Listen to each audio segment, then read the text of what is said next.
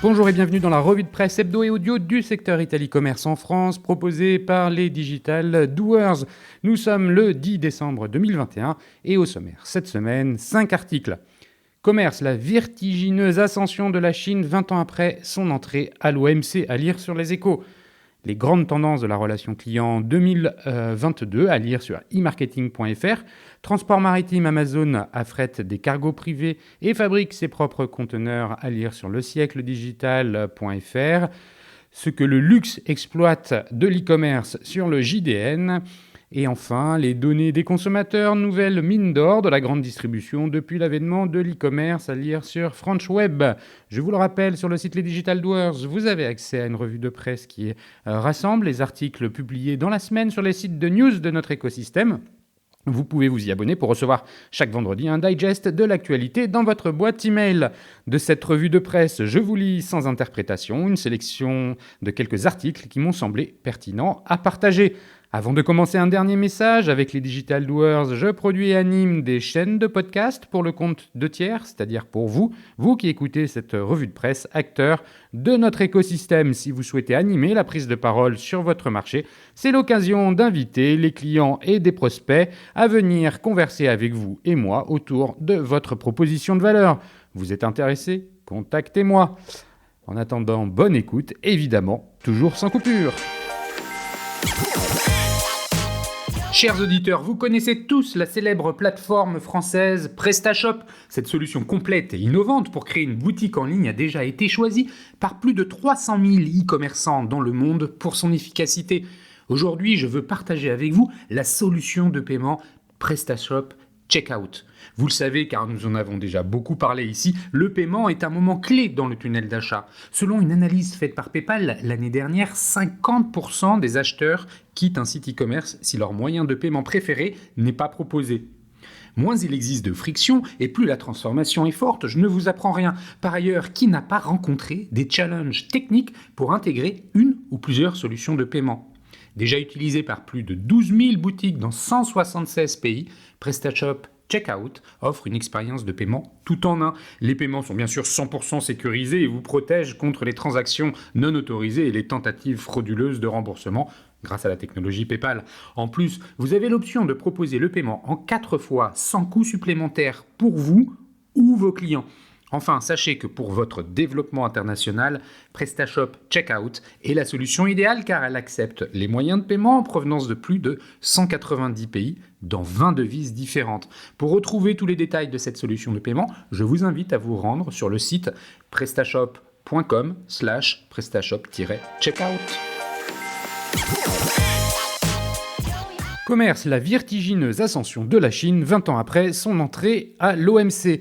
L'entrée de la Chine à l'Organisation mondiale du commerce le 11 décembre 2001 consacre son retour dans le système commercial international. 20 années de développement et l'essor spectaculaire ont suivi. La Chine est devenue l'usine du monde alors que se profile une nouvelle bataille pour la suprématie technologique. Tout ça est à lire donc sur leséchos.fr en date du 9 décembre. Vertigineux. Aucun autre terme ne peut convenir aux performances de la Chine 20 ans après son retour dans le système commercial international. Après avoir quitté le GATT en 1950, elle a opéré un retour en fanfare le 11 décembre 2001 en intégrant l'Organisation mondiale du commerce, l'OMC. Cela a impliqué 15 ans de longues négociations avec les États-Unis et l'Union européenne, inquiets de la montée en puissance du géant asiatique endormi. Les augures semblaient alors favorables en ce début de XXIe siècle et les pays occidentaux ont mis du temps à réagir au réveil chinois. Premier exportateur mondial. Dans l'histoire économique, jamais aucun pays n'a connu une telle croissance ni un tel développement en si peu de temps. En 2001, la valeur ajoutée produite par l'économie chinoise n'était que de 1 300 milliards de dollars, bien loin des 10 600 milliards des États-Unis et des 8 900 milliards de l'Europe. 20 ans plus tard, le chiffre a été multiplié par plus de 10 pour atteindre 14 300 milliards contre 21 400 milliards pour les États-Unis. La Chine, deuxième économie mondiale, talonne désormais l'oncle Sam. En 20 ans, la Chine est devenue la première puissance exportatrice mondiale avec 2 500 milliards de dollars de marchandises expédiées via ses ports, notamment Shanghai. En 2001, seulement 325 milliards de dollars avaient été exportés. Mais elle a aussi accru ses importations qui ont bondi de 740% sur la même période à un peu plus de 2000 milliards de dollars. La valeur totale de ces échanges commerciaux ont fusé de 810%, bien plus rapidement que l'ensemble du commerce mondial, 180%. Premier partenaire commercial de nombreux pays, la Chine représente désormais 13% du commerce mondial, en hausse de 4 points par rapport à 2001, après avoir dépassé les États-Unis en 2013. L'usine du monde. Quels que soient les secteurs, hormis les matières premières et les produits agricoles dont il a besoin, l'empire du milieu exporte avant tout des produits manufacturés. La Chine est devenue l'usine du monde. Sur ce plan, elle a gagné son pari. Elle le doit à sa politique favorisant les investissements des entreprises étrangères sur son territoire. D'environ 41 milliards de dollars en 2000, les flux d'investissements directs étrangers, IDE, n'ont cessé de croître pour atteindre près de 150 milliards de dollars en 2020. Le stock d'IDE en 2020 atteignait près de 2000 milliards de dollars contre près de 610 ans auparavant. Mais pour profiter d'une main-d'œuvre bon marché qualifiée, les entreprises étrangères ont été obligées d'y transférer leur technologie. C'est l'une des conditions imposées par Pékin pour ouvrir les portes d'un marché de plus d'1 milliard de consommateurs. S'y ajoutent les pratiques économiques et commerciales peu en rapport avec les standards observés par l'OMC. Les pays occidentaux ont oublié de discipliner la Chine sur ses politiques de subvention à ses industriels et ses soutiens aux entreprises d'État. Capitalisme d'État contre économie de marché. Malgré les nombreuses critiques, la Chine n'a pas véritablement triché avec les règles de l'organisation, elle a simplement su les utiliser à son profit. Contrairement aux espoirs nés en 2001 d'assister à une convergence de l'économie chinoise vers l'économie de marché, c'est le capitalisme d'État qui l'emporte. La cassure date de la crise financière de 2008. Jeudi dernier, le président chinois Xi Jinping a bien vanté les progrès de son pays en matière de libéralisation des échanges lors d'un discours prononcé à la foire aux importations de Shanghai. La Chine a pleinement respecté ses engagements d'adhésion, a-t-il déclaré. Le niveau moyen de ses droits de douane a été réduit de 15,3% à 7,4%, inférieur à l'engagement d'adhésion de 9,8%. Forte de sa puissance, la Chine tisse sa toile au niveau international. Elle a signé un pacte commercial avec 14 pays d'Asie-Pacifique en novembre dernier, développe ses nouvelles routes de la soie, accroît son influence sur le continent africain pour sécuriser ses approvisionnements en matières premières notamment. Parallèlement, sa puissance militaire ne cesse de progresser et Pékin ne cache guère ses ambitions dans le Pacifique. Aujourd'hui, c'est un choc frontal entre la Chine et les États-Unis auquel la communauté internationale assiste.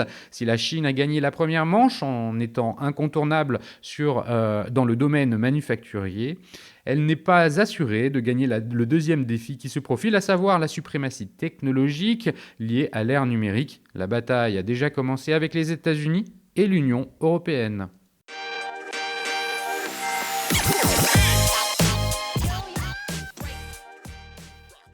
Les grandes tendances de la relation client 2022 à lire sur e-marketing.fr en date du 8 décembre. Ce qui permet à une tendance de se concrétiser est un dosage subtil de maturité technologique, de convergence avec d'autres démarches et de timing marché. Depuis 2 ans, la question de l'anticipation, revisitée par le besoin de réaction, conduit notre industrie à remettre en cause les situations que nous pensions immuables.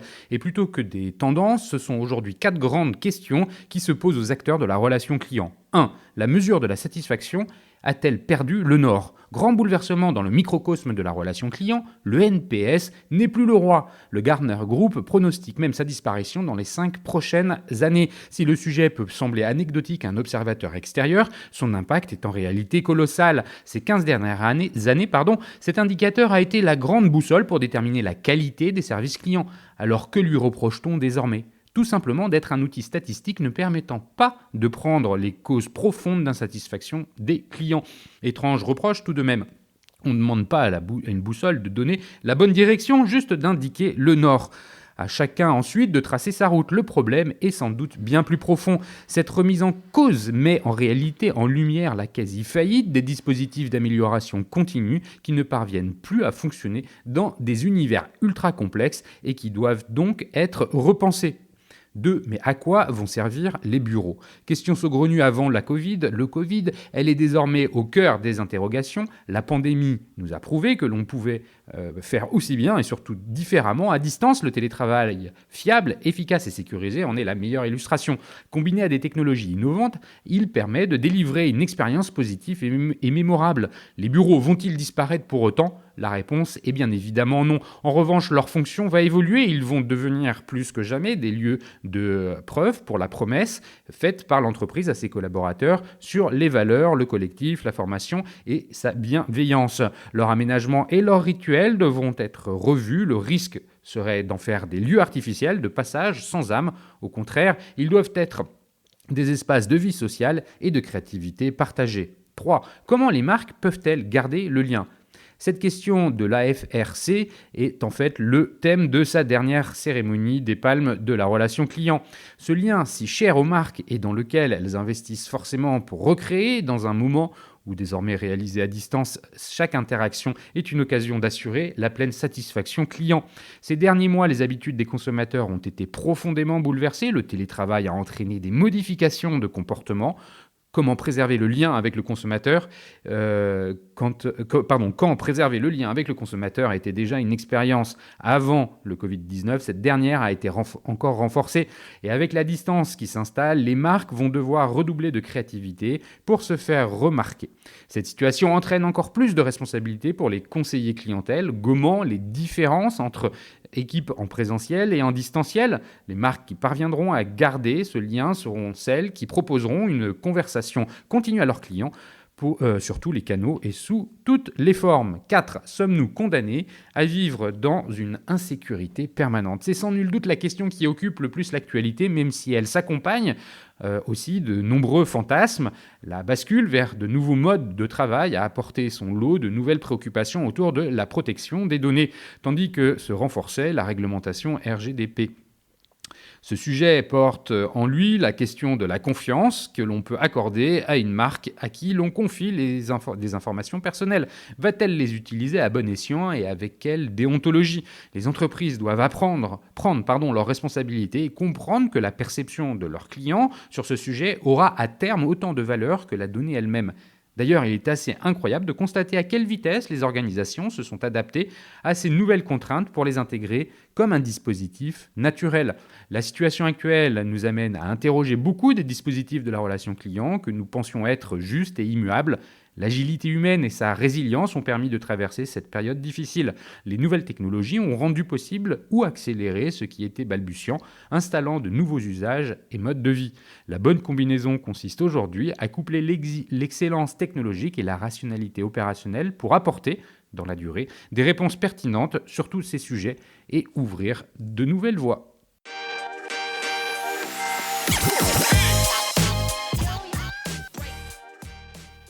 Transport maritime, Amazon affrète des cargos privés et fabrique ses propres conteneurs. À lire sur siècledigital.fr en date du 8 décembre. Le géant américain a dépensé plus de 61 milliards de dollars pour l'expédition en 2020. En développant ses propres systèmes de navigation, Amazon a trouvé un moyen de contourner le chaos de la chaîne d'approvisionnement mondiale. Depuis plusieurs années, Amazon a mis en place un stratagème pour contourner le chaos de la chaîne d'approvisionnement mondiale et améliorer ses performances dans le domaine du transport maritime. Selon CNBC, le géant américain affrète discrètement des cargos privés et des vols long courriers et fabrique même ses propres containers. L'idée est de pouvoir maîtriser parfaitement le parcours complexe d'une commande en ligne. Amazon contourne le chaos du transport maritime. Aujourd'hui, il y a 79 navires qui attendent pour entrer dans le port de Los Angeles. Certains d'entre eux peuvent même patienter jusqu'à 45 jours. Le transport maritime est mis à mal par le développement rapide du e-commerce. Pour pallier ce phénomène, Amazon a décidé de sortir les grands moyens. En affrétant ses propres cargos et en fabriquant ses containers, l'entreprise de Jeff Bezos évite les longues périodes d'attente pour trouver des espaces disponibles sur les quais des ports les plus fréquentés du monde. Pour gagner du temps, Amazon est capable de faire entrer de la marchandise dans un obscur port de Washington, puis de la transporter par camion jusqu'à Los Angeles. Qui d'autre aurait l'idée de faire ça, explique Steve Ferreira, analyste du fret maritime.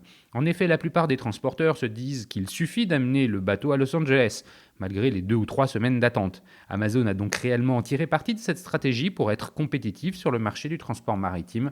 Pour y parvenir, l'entreprise a dépensé sans compter. Le géant américain fabrique même ses propres containers. En effet, Amazon a dépensé donc plus de 61 milliards de dollars pour l'expédition en 2020, contre un peu moins de 38 milliards de dollars en 2019. Désormais, Amazon expédie 72% de ses propres colis, contre moins de 47% en 2019. En Chine, Amazon fabrique même ses propres containers, un élément indispensable au transport des marchandises dont le prix augmente considérablement aujourd'hui. Cette stratégie n'a pas empêché le géant américain de subir une hausse de 14% des articles en rupture de stock et une augmentation moyenne des prix de 25% depuis janvier 2021. Les augmentations des coûts du transport se répercutent toujours sur le consommateur. Les containers d'Amazon ont un avantage énorme sur les autres. Une fois qu'ils arrivent sur le sol américain, ils peuvent être utilisés dans le système ferroviaire. Contrairement aux autres containers, ceux d'Amazon ne doivent pas repartir en Asie. Cette stratégie fait même de la société de Jeff Bezos l'un des plus grands transporteurs maritimes au monde. Depuis quelques mois, Walmart, Costco, Home Depot, Ikea et Target affrètent également leurs propres navires pour contourner les ports les plus fréquentés et décharger leurs marchandises plus rapidement.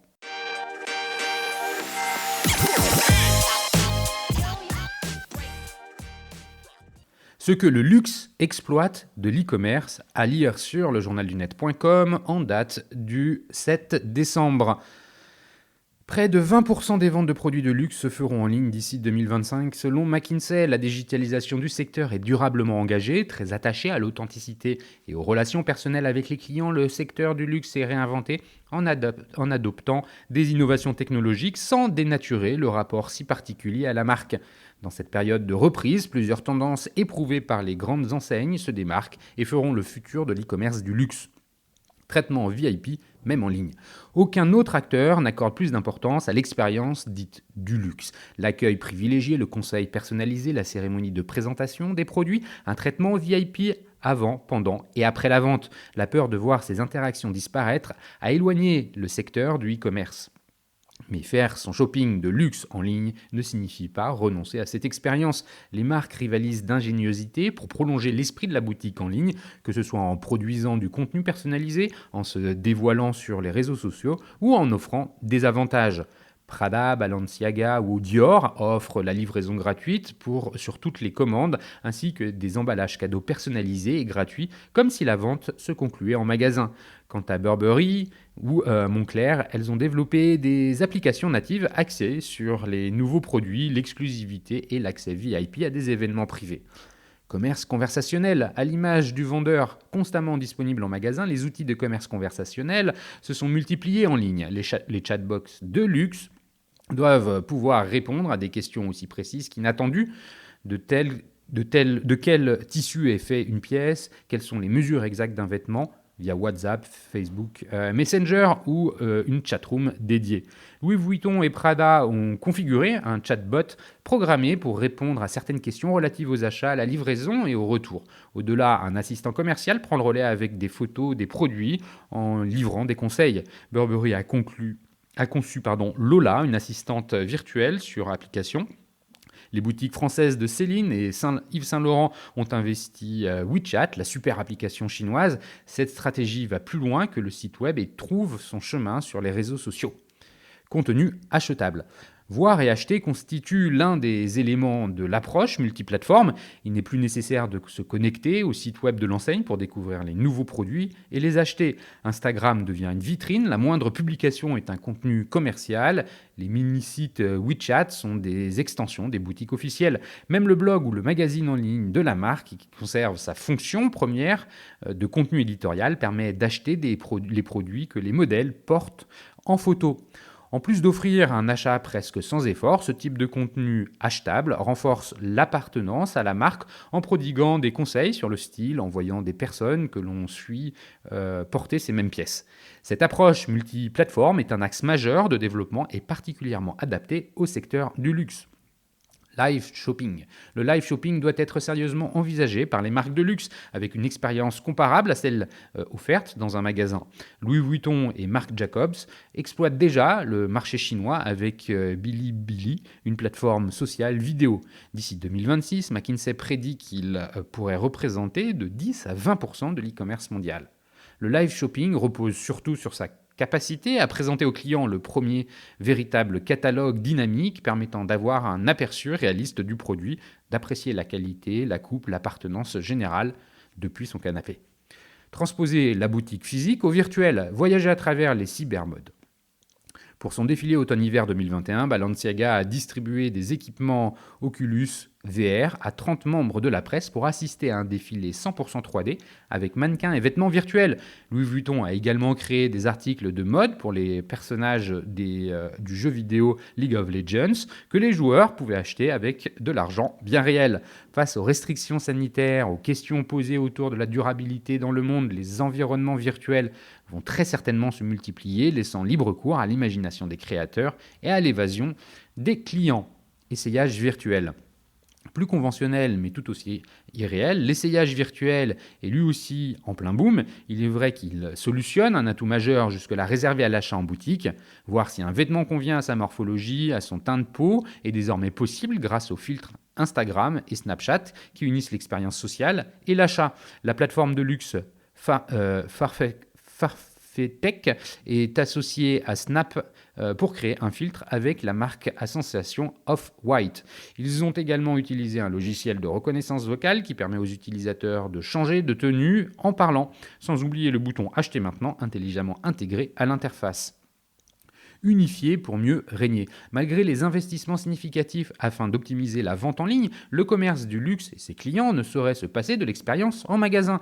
Les deux canaux sont complémentaires et leur unification est primordiale pour offrir une expérience homogène et maîtriser l'identification et la connaissance client. Ainsi, les stratégies omnicanales se déploient à l'image par exemple des politiques d'échange gratuit en magasin après un achat en ligne pour la quasi-totalité des grandes marques de luxe. Les services proposés en boutique sont adaptés au web, où il est possible de connaître les collections disponibles selon le magasin, prendre rendez-vous avec un tailleur, etc. À Londres, Tiffany & Co mise davantage sur le magasin conceptuel et connecté, avec plusieurs écrans et la possibilité de concevoir ses propres bijoux sur une tablette. Ce magasin utilise la technologie numérique pour augmenter l'expérience sur place. La seconde main dans le luxe aussi.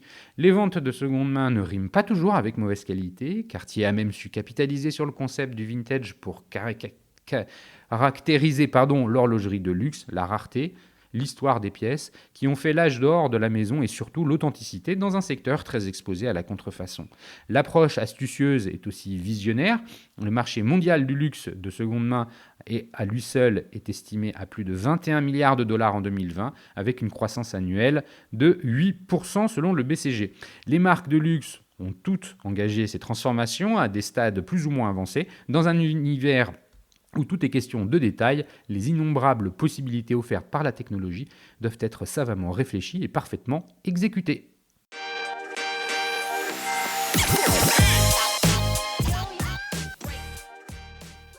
Les données des consommateurs, nouvelle mine d'or de la grande distribution depuis l'avènement de l'e-commerce, à lire sur franchweb.fr en date du 6 décembre.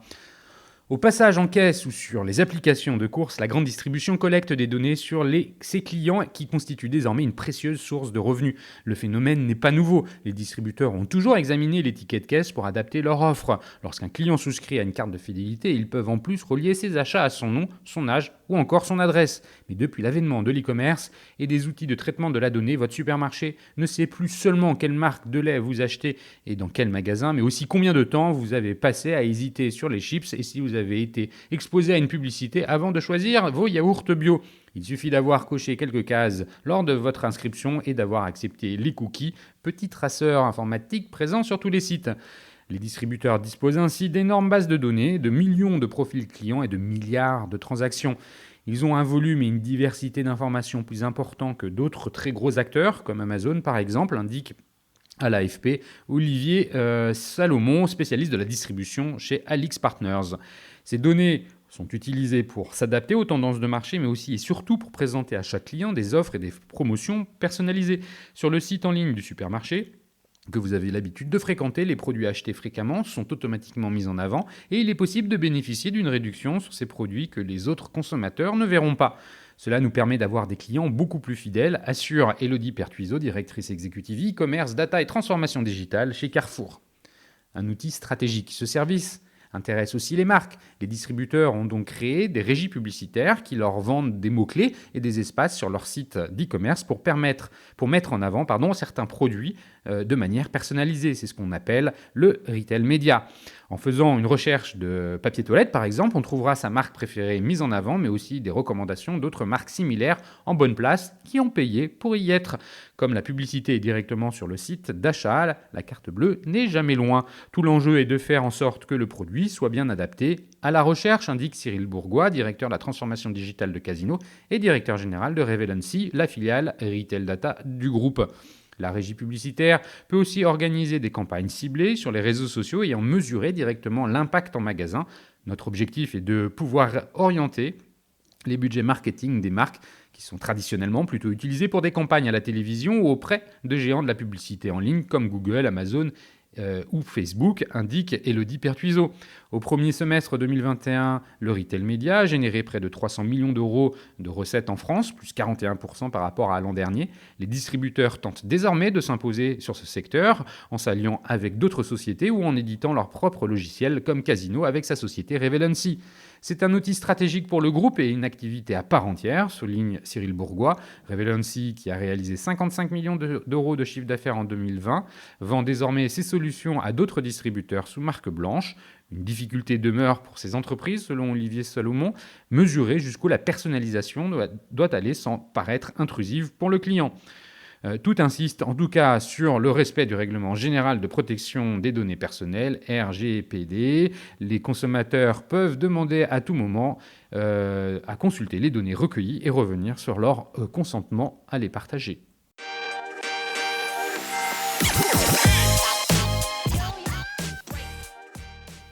Et voilà, c'est fini pour cette semaine. Merci de m'avoir écouté. N'oublie pas de vous abonner à la revue de presse sur le site lesdigitaldoers.com. Si vous aimez l'exercice de cette revue de presse Retail e-commerce dans sa vision audio, n'hésitez pas à me le faire savoir en m'envoyant des messages sur LinkedIn et mieux encore en la faisant connaître autour de vous. Enfin, un dernier message d'auto-promo avec les Digital Doers. Je produis des chaînes de podcasts thématiques pour les prestataires de services de notre écosystème. Donc, si vous souhaitez animer la prise de parole de votre marché, c'est l'occasion d'inviter des clients et des prospects à venir converser avec vous autour de votre proposition de valeur. Vous êtes intéressé, alors contactez-moi. D'ici là, portez-vous bien et à la semaine prochaine.